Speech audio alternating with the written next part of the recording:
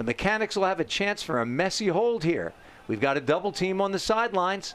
Snapped off down the field, looking to find Malachi Neal, who catches it and lays out just to make sure for a goal. 1-0 Detroit Mechanics.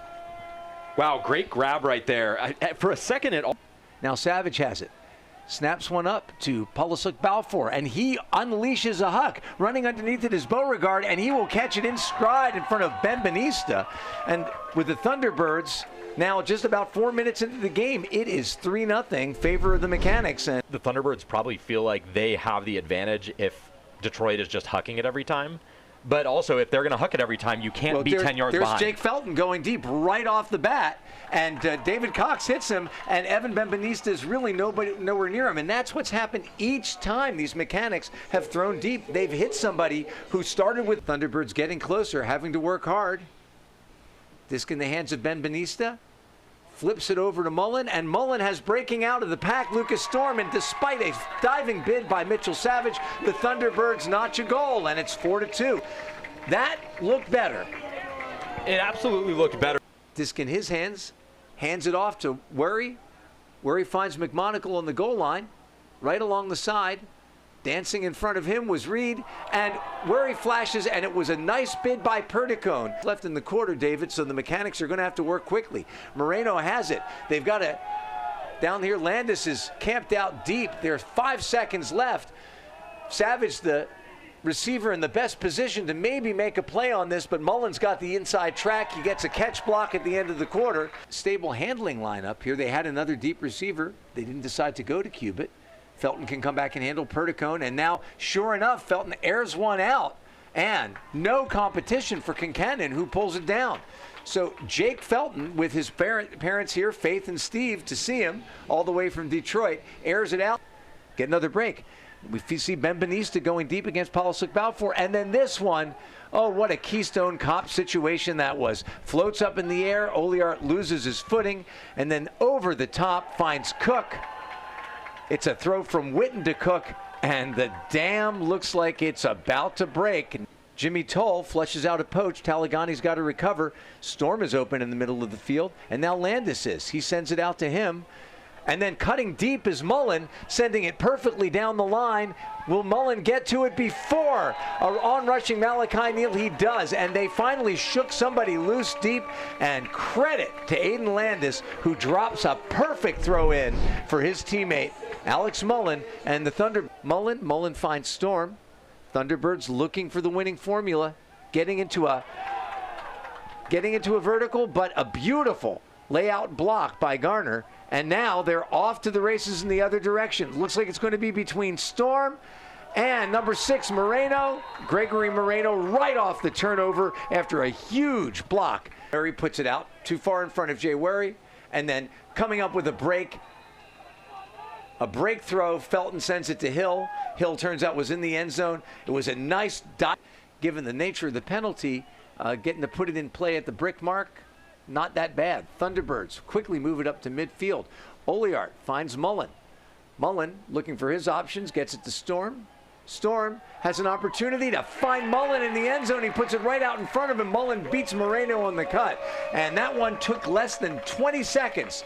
The Thunderbirds pull within 5. It's 14-9. Taking it. Figure out a way to stop doing that. You know, if I'm Coach Borowski, I'm thinking about just calling a timeout right off the bat there from now on. Cubit to Kincannon. And it's 15-9, favor of the Mechanics. So once again, you know, a 2 or 4, whatever it is, they got to start chipping away at the lead a little bit. But the clock is going to start to be their enemy. Marshall tracking this one, but Felton is going to catch it. What a nice shot from David Cox. Sends it over, and that's that fade throw, that sharply bending forehand. Felton found that space in the back of the end zone, and Marshall could not catch up to it. And it's 16-10, favor of the Mechanic. And again, Thunderbirds defense, they're stopping the in-cuts, but somehow there are no deep options either. Now Oliart sees one deep. Benveniste gets some separation from his defender. Richie Ware, and a huck completed. to Benvenista from Marcel Oliart, better known for his in-cuts as a receiver. He airs it out, and it was a pretty throw, and Benvenista sizzling the defense from beneath. Cubitt marking on him. Fakes the shot over the top. Hoffenkamp gets there. He's got a reset throw to Murray. Murray repositions it at midfield. He puts it over the top. Mullen fielding it. Felton doesn't get there in time, and it's break number 2. Folks, Thunderbirds down by 3, 50 seconds left. And so I think a tactical error by Brent Steep. Can his team make up for it? Wow, Joe Cubitt laying out on the throw from Perticone and then standing up, pivoting into Reed Duncan, and he's going to get a foul call, and I think a legitimate foul call for Perticone's throw that was just behind him. That's a big play from a big player. Not physically big, but his impact is big. Everett on the sidelines. Felton throws it into the end zone, sneaks it around Storm and finds Kincannon.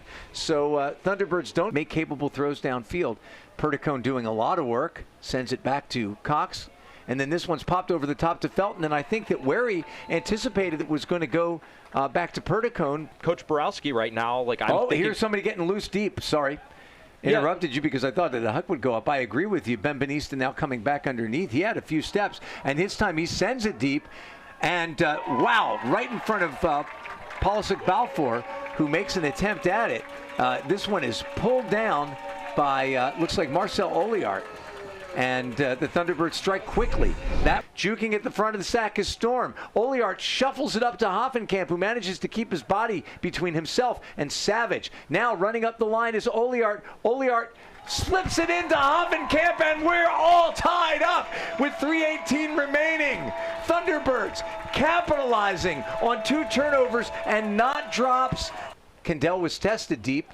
And so the Thunderbirds are not going to give them any easy scores. Here comes Kendall, Malachi Neal with them. Neal's got position. Kendall, makes a tough bid. And Neal catches it over his head for the Mechanix hold, and they reclaim the lead. So they did manage to get an isolation there, and I think they like their matchup because of the height disadvantage that Kendall had. But he did everything he could to seize the position and make a bid. And Jimmy Toll rescues a throw from Duncan, which had to be right out in front of him. Detroit playing defense real close on these in-cuts. And now, sent up deep is Oliart. Benvenista, if it beats everybody, and it does, he will catch it for the equalizer. And wow, there were 3 Detroit defenders back there set up almost like a picket fence. Moreno and Savage. And I didn't see the third, but, and the Mechanix look content to be careful. Now Felton's got it. Hill beats Mulder to the disc. They're right on the doorstep, and Hill sends it back to Felton. Cox makes a little move and finds the space behind Reed Duncan. Duncan looking to shut off the cut to the cone and start out.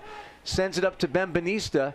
Benvenista's got Storm deep, and he throws it, and then rushing to catch up to it, diving, not making contact, is DeBrosi. I don't think that he got a piece of that disc, but he definitely got into Storm's vision, and looks like we're getting a timeout from Detroit, and that might have been the disc in his hands. Hill now gets it from Cubitt.